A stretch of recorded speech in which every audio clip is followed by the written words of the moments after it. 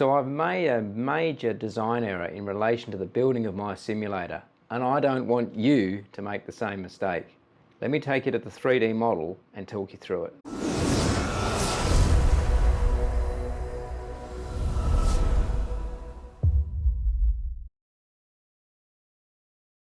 Look, I'll cut to the chase. Essentially what I'm looking to do is actually upgrade my yoke system and purchase a force feedback yoke, probably from FliteSim. More on that eventually when it happens. The issue that I've got though is that the center distance between the shaft center line and the underside of the feet for mounting in terms of height is 110 millimeters, and I don't have that clearance inside of my current configuration.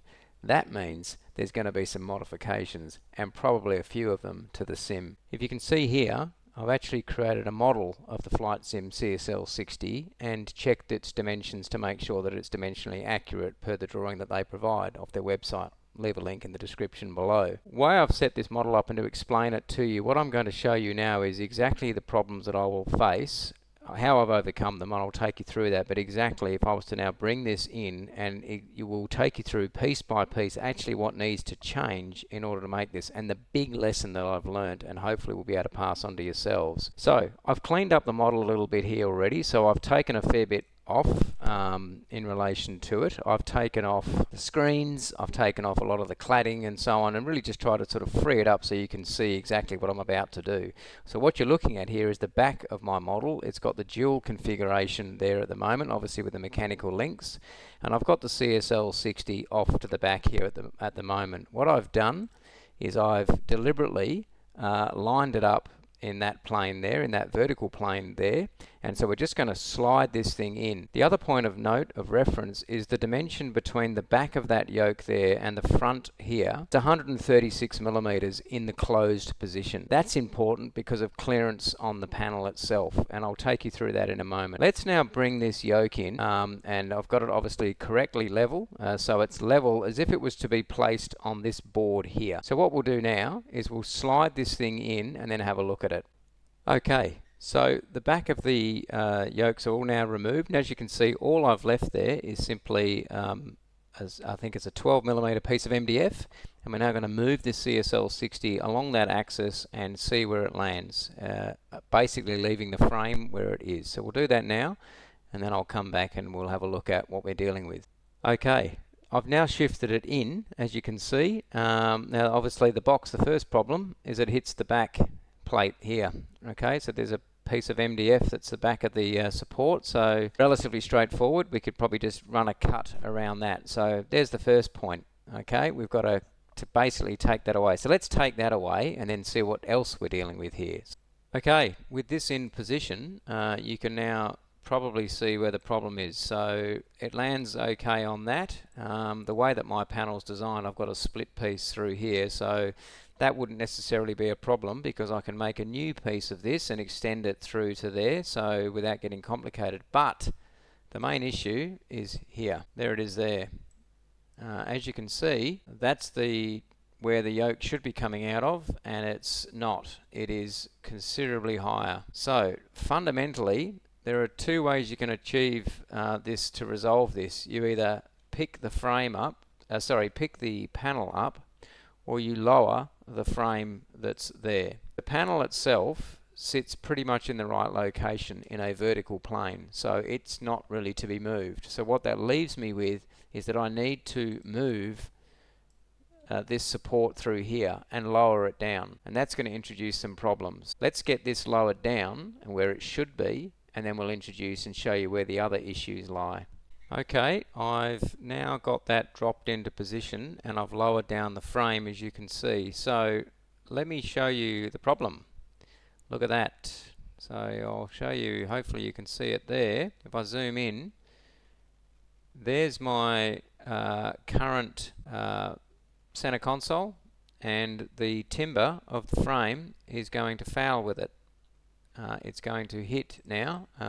It's because I've lowered it, it's going to hit. So to resolve that, what I'm going to have to do is almost cut this around and sort of cut this behind the panel here, cut this out, then this side piece, and effectively just make and shape that around the side. So by lowering this to get the yoke in and lowering this entire piece here, I need to adjust my center console. Doable, but hopefully I shouldn't have to do that. But anyway, that's what I have to do. So that's the first point of fouling that's going to happen. So that's resolvable. The second point that I want to talk through is, and again, pretty relatively straightforward, but the brake piece here for my handbrake, that also needs to be relocated, and so that's not going to work either. So that entire piece there also needs to be relocated and moved, and that's easily done, but it'll need to come down as well.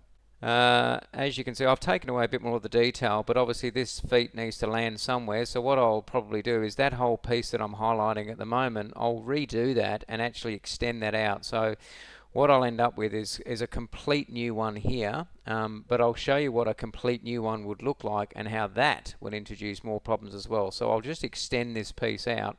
I'll come back in a second and show you what that's going to look like extended through. So there's that extended piece now, which you can see hopefully in the model, and as you can see now my throttle mixture panel, which pokes in around the back there, is going to foul with it. As you can see that there I'm tracing around. So again, that will need to be cut out locally. So I need to cut locally through there to get that to work.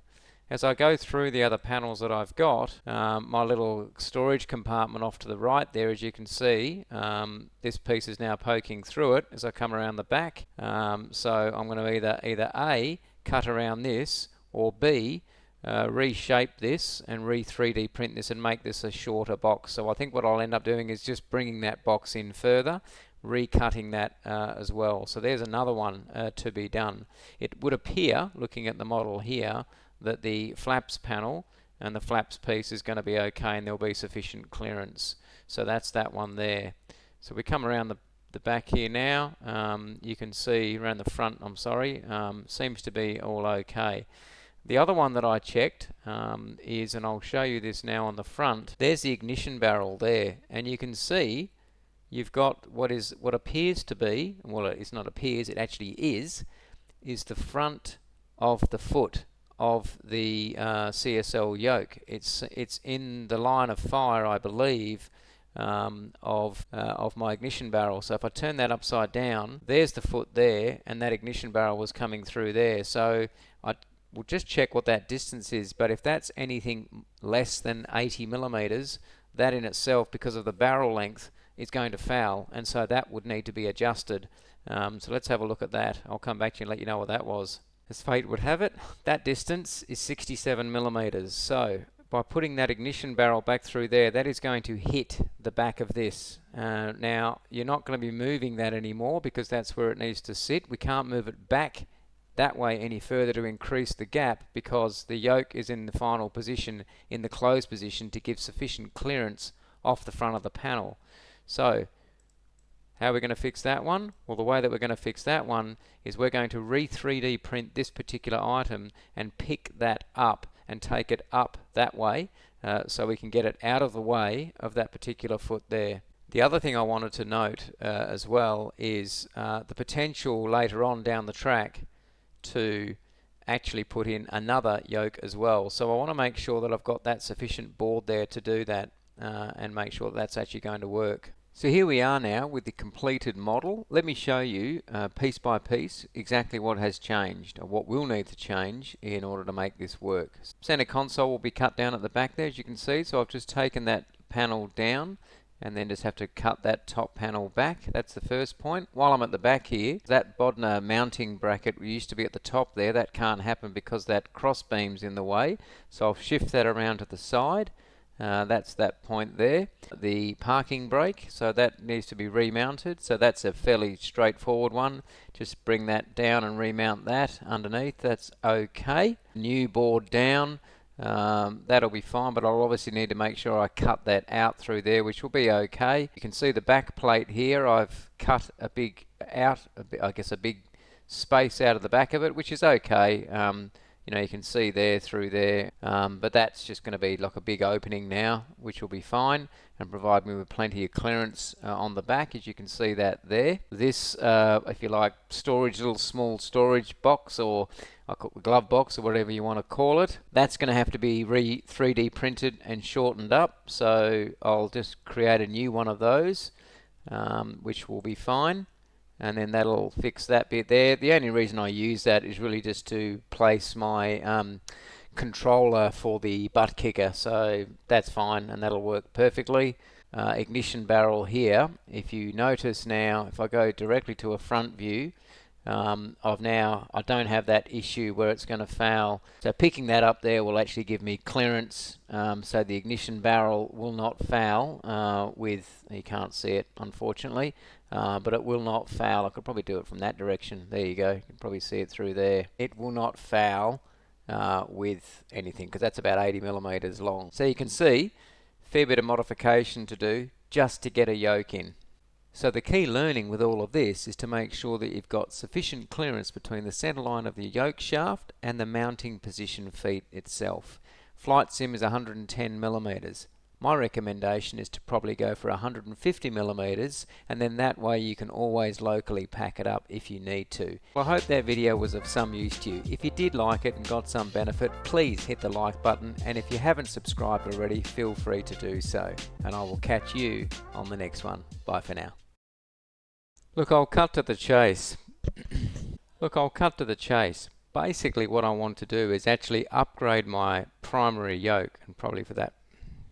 I'll cut to the chase. Basically what I want to do is actually upgrade or change out. Well, I hope that video was some...